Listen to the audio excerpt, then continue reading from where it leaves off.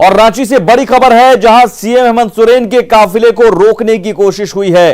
किशोरगंज चौक के पास कुछ लोगों ने काफिले के सामने हंगामा किया है, साथ ही पुलिस की बैरिकेडिंग में तोड़फोड़ भी की गई है। काफिले के सामने कुछ लोगों ने हंगामा किया। हंगामा करने वाले कुछ लोगों के हाथों में महिला सुरक्षा से जुड़े पोस्टर थे। फिलहाल हालात पर काबू पा लिया गया है। पुलिस ने हंगामा कर रहे लोगों को शांत कराया और रास्ते को क्लियर कराया। तस्वीरें देखिए किस तरह वहां बैरिकेडिंग जो लगाई गई थी उसमें भी तोड़फोड़ की गई। भारी संख्या में लोग वहां हंगामा करते नजर आए और सीएम के काफिले को रोकने की कोशिश की गई। सीएम की सुरक्षा में लगे जो जवान हैं उन्होंने फिर हरकत में आए और तुरंत वहां लोगों को हटाया गया, रास्ता क्लियर किया गया। दो तस्वीरें, सीएम के काफिले को रोकने की कोशिश एक तरफ और दूसरी तरफ पुलिस ने फिर हंगामे को शांत कराया और सीएम के काफिले को वहां से रास्ता क्लियर करवाया। ओम प्रकाश हमारे साथ जुड़े हुए हैं। ओम प्रकाश, एक तरह से इस सुरक्षा में भी चूक की भी बात हम कह सकते हैं कि अगर सीएम का काफिला कहीं से गुजरता है तो वो रास्ता पहले से ही खाली कराया जाता है, लेकिन इतनी बड़ी संख्या में लोग बीच सड़क पर आ गए। जी, जाहिर तौर पर जिस तरह से ये पूरी घटना हुई वो प्रशासन के जो तैयारियां हैं, अगर कहा जाए तो वीआईपी अगर कहीं से भी क्रॉस करते हैं उसे लेकर जो सुरक्षा के एहतियातन इंतजाम होते हैं उसमें बड़ी चूक है। और जिस तरह से लोग वहां पर प्रदर्शन कर रहे थे उस बीच सीएम की स्कॉट गाड़ी का वहां पर पहुंचना और उसके पीछे सीएम के पूरे काफिले का होना वो बताता है कि प्रशासन कितना उदासीन था। और उस वजह से एक कहा जाए तो बड़ी चूक है वो जो सामने आ गई। वहीं आक्रोशित लोगों को फिलहाल हटा दिया गया है और पुलिस जो है पूरी स्थिति पर फिलहाल नियंत्रण बनाए गए। कौन लोग थे, आखिर क्यों सीएम के काफिले को रोकने की कोशिश की, हंगामा किया? जी, इसमें एक संगठन के लोग थे और खासकर कहा जाए तो कुछ इसमें सामाजिक संगठन से भी जुड़े हुए लोग थे और कुछ स्थानीय लोग भी थे जो पिछले दिनों 2 दिन पहले युवती की हुई हत्या के लेकर उसमें उग्र प्रदर्शन कर रहे थे। मामले की जानकारी है, जिस तरह से ये प्रदर्शन कर रहे थे उसकी जानकारी प्रशासन को तो थी, लेकिन एहतियातन जो उपाय थे वो नहीं गए हैं। फिलहाल पुलिस सभी लोगों की शिनाख्त कर रही है, सीसीटीवी फुटेज को खंगाला जा रहा है ताकि जो लोग इस प्रदर्शन में थे उन पर उचित कार्रवाई की जा सके। बहुत शुक्रिया ओम प्रकाश इस जानकारी के लिए। लेकिन सवाल सबसे बड़ा यही है कि सीएम की सुरक्षा में आखिर चूक कैसे हो गई, क्योंकि सीएम का अगर मूवमेंट होता है तो पहले ही उस रास्ते को क्लियर कराया जाता है ताकि कहीं से भी कोई सुरक्षा में चूक का मामला ना बने, कोई अचानक ऐसी घटना ना हो। लेकिन इतनी बड़ी संख्या में लोग अगर उस सड़क पर आ जाते हैं तो यकीनन सवाल है रांची पुलिस से।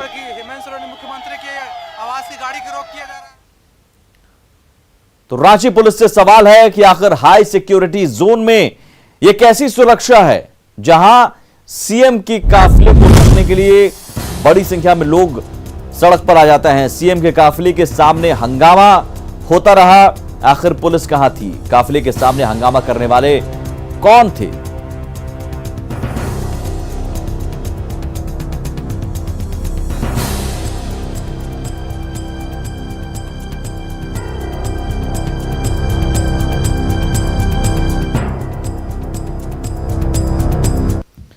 झारखंड सरकार और डीवीसी के बीच बकाया राशि के भुगतान का झगड़ा बढ़ता जा रहा है, जिसका खामियाजा आम जनता को उठाना पड़ रहा है। डीवीसी कमांड एरिया में 50% तक की बिजली कटौती की जा रही है। झारखंड में फिर अंधेरे में कोयलांचल, 7 जिलों में 50% तक बिजली कटौती।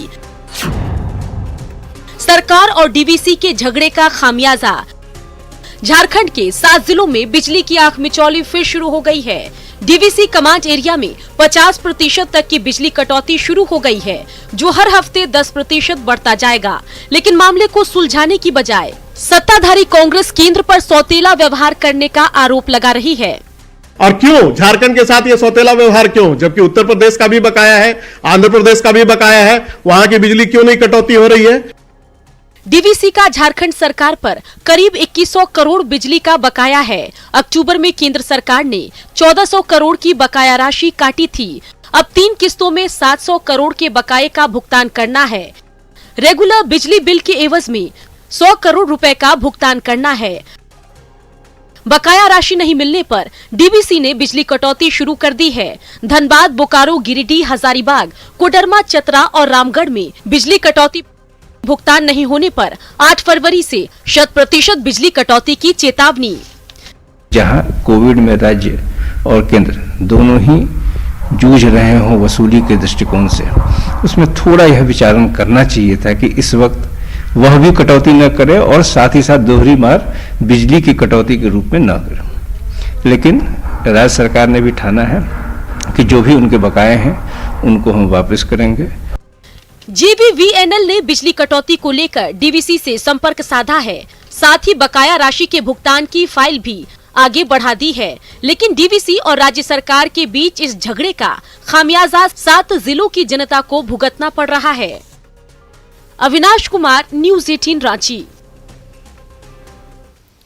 कृषि सुधार कानून के विरोध में हो रहे किसान आंदोलन पर रिलायंस का बड़ा बयान सामने आया है। हाल के दिनों में जिस ढंग से जियो के टावर तोड़े गए, उसके बाद रिलायंस ने बयान जारी कर बेवजह विरोध करने वाले तथा कथित किसानों और किसानों के नाम पर राजनीति करने वालों की पोल खोल दी है।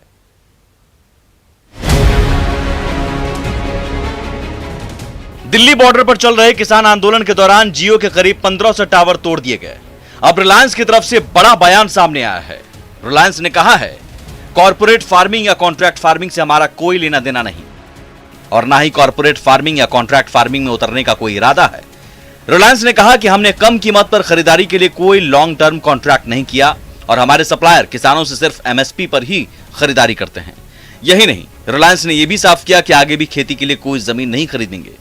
साथ में रिलायंस ने भरोसा दिलाया कि कंपनी किसानों की खुशहाली के लिए प्रतिबद्ध है। रिलायंस के इस बड़े बयान के बाद एनडीए नेताओं का कहना है कि इससे विपक्ष की पोल खुल गई। हमारी सरकार के कृषि कानून में कहीं भी नहीं था कि जो कॉन्ट्रैक्ट फार्मिंग है उसमें किसानों की जमीन ली जाएगी, लेकिन ऐसा भ्रम फैलाया गया। हम लोगों ने बहुत बार इसे क्लियर भी किया और अब कॉर्पोरेट हाउसेस खुद सामने आ रहे हैं, तो मुझे नहीं लगता कहीं भी कोई 1% कंफ्यूजन की गुंजाइश है। रिलायंस ने स्थिति साफ कर दी है, पर विपक्षी नेता अब भी बिना सर पैर के आरोप लगाने से बाज नहीं आ रहे।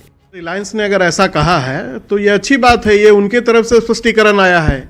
लेकिन विडंबना ये है कि सरकार किसानों को भरोसे में ले पाने में पूरी तरह से असफल रही है।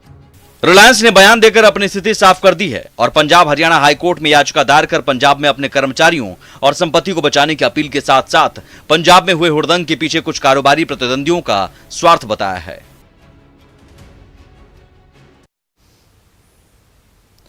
नए वित्तीय वर्ष के लिए कृषि, पशुपालन, मत्स्य और सहकारिता की तैयारियों में जुट गई है। नेपाल हाउस मंत्रालय में अधिकारियों के साथ कृषि मंत्री बादल पत्रलेख ने बैठक की और योजनाओं की समीक्षा की। कृषि मंत्री ने कहा कि कौन सी योजना फायदेमंद रही और कौन सी योजना उम्मीदों पर खरी नहीं उतरी, इसकी समीक्षा की गई है। कौन सा स्कीम पॉपुलर है, आगे इसको ले जाना है, कहाँ पर स्कीम पॉपुलर नहीं है, जिसके आज प्रासंगिक नहीं है, किसको उसको ड्रॉप करना है, इन सब चीज़ों को लेकर मैराथन बैठक थी। सभी डिपार्टमेंट्स का रिव्यू किया, सबसे जाना कि आपका क्या कार्य योजना है, धरातल पर हम कहाँ हैं, इन सब चीज़ों को रात्रि चौपाल जो हो रही है उसके बारे में भी डायरेक्शन दिया कि हमें क्या करना है, कैसे आइडेंटिफाई करना है। झारखंड के 3 नए मेडिकल कॉलेज में एमबीबीएस की पढ़ाई शुरू नहीं होने को लेकर पूर्व स्वास्थ्य मंत्री रामचंद्र चंद्रवंशी ने सरकार पर निशाना साधा है। उन्होंने कहा कि इन मेडिकल कॉलेज में सिर्फ प्रोफेसर की बहाली करनी थी, बावजूद सरकार यह भी नहीं कर सकी। रामचंद्र चंद्रवंशी ने कहा कि मेडिकल कॉलेज का नाम बदलने के अलावा हेमंत सरकार ने कुछ काम नहीं किया। उन्होंने स्वास्थ्य क्षेत्र में वर्तमान सरकार को पूरी तरह से फेल बताया।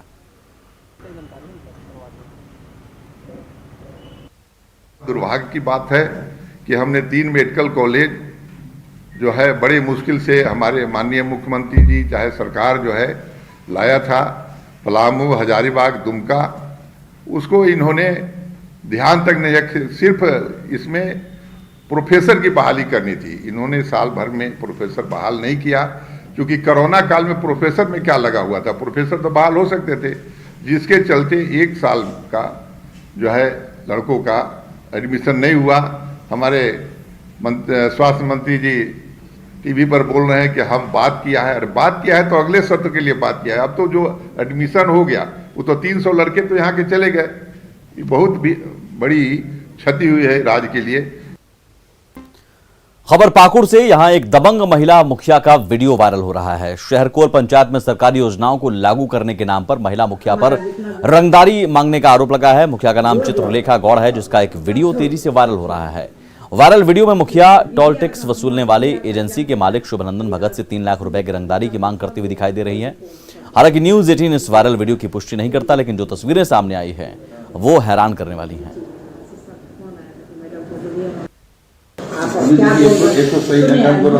आपको 5 मिनट का समय देंगे, इससे ज्यादा आप अपने मन से बोलिए क्या दे रहे हैं, आप क्या बात करें। अभी आपको छोड़ते हैं, आप तो एक जगह कीजिए कि आपका मान सम्मान हमारे मान सम्मान है, हम लोग से करें। 5 बोले थे, आप 3 पाते, आप 30,000 बहुत ज्यादा हो रहा है। आप देखिए अब इससे अभी बहुत ज्यादा नहीं लेंगे, आप कुछ नहीं लेंगे। अभी 5 लाख की जगह प्रॉब्लम करते हैं, बताइए मेरा भी प्रॉब्लम है। अभी बाकी आगे के लिए हम लोग आपके साथ में रहेंगे, वो आगे की लेकिन बात आगे है, आगे देखा जाएगा। अभी 3 देकर 3 दीजिए और 30 मेरा मान दीजिए। 30,000 रुपया महीना। हाँ, उससे तो 3 लाख रुपया। अभी वो 5 साल का हमारा जितना जो होता है नहीं दिए थे, जो ज्यादा तब छोड़ दीजिए। साइबर अपराधियों के खिलाफ देवघर पुलिस को एक और बड़ी कामयाबी मिली है। पुलिस ने अलग अलग थाना क्षेत्रों से 14 साइबर अपराधियों को गिरफ्तार किया है, जिनके पास से 22 mobile, 30 SIM card, 21 ATM card, 16 passbook, 10 chequebook, 2 laptop, 4 swipe machine के अलावा एक बाइक और एक कार बरामद की गई है। साथ ही आरोपियों के पास 52,000 रुपए कैश भी मिले हैं। गिरफ्तार अपराधियों में एक सीएसपी संचालक भी शामिल है, जो मुंबई में साइबर अपराध से जुड़े एक मामले में पहले भी जेल जा चुका है। छापामारी में कुल 14 साइबर अपराधी गिरफ्तार हुए हैं। उनके पास से 22 mobile, 30 SIM, 21 ATM, 16 passbook, 10 chequebook, 2 laptop, 4 swipe machine, नकद 52,000, बाइक 1 और टाटा अल्ट्रोज एक 4 पहिया वाहन बरामद हुआ है। रांची में क्रिकेटर महेंद्र सिंह धोनी के ईजा फार्म हाउस में इस बार सब्जियों की बंपर पैदावार हुई है। लिहाजा इस बार जहां रांची के लोग धोनी के फार्म हाउस की सब्जियों का स्वाद ले रहे हैं, वहीं अब इस बात की भी चर्चा जोरों पर है कि माही के फार्म हाउस की सब्जियां दुबई के बाजारों में भी भेजी जा सकती हैं। अधिक जानकारी दे रहे हैं रांची संवाददाता संजय कुमार सिन्हा। उसी उत्पाद की डिमांड सबसे ज्यादा होती है जिसकी गुणवत्ता सबसे ज्यादा अच्छी हो, साथ ही उसकी ब्रांडिंग भी बेहतर तरीके से हो। जी हाँ, हम इस समय खड़े हैं महेंद्र सिंह धोनी के रांची स्थित फार्म हाउस में, जिसका नाम ईजा फार्म हाउस है। और जैसे कि चर्चा है कि इस फार्म हाउस की सब्जियां अब रांची की सरहदों को पार कर दुबई में दस्तक देने लगी है और अब वहां के लोग भी जल्द यहाँ की सब्जियों का स्वाद ले पाएंगे। ऐसी जानकारी मेरे को अभी ऐसे नहीं है।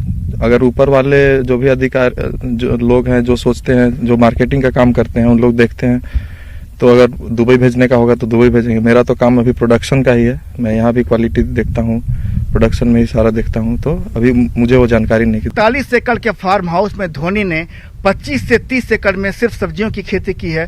और सबसे खास बात यह है कि यहाँ जो भी सब्जियां लगाई गई हों, चाहे वो आलू हो, प्याज, टमाटर या मटर, सभी की प्रजाति ऊंची किस्म की है। और सबसे बड़ी बात कि उससे धोनी का नाम जुड़ा है और जल्द ये सब्जियां रांची के बाजारों से होते हुए दुबई में दस्तक देंगी। कैमरामैन संजीव तिवारी के साथ संजय कुमार सिन्हा, न्यूज 18 रांची। और इसी के साथ इस बुलेटिन में इतना ही, लेकिन आगे भी खबरों का सिलसिला लगातार जारी है। नमस्कार।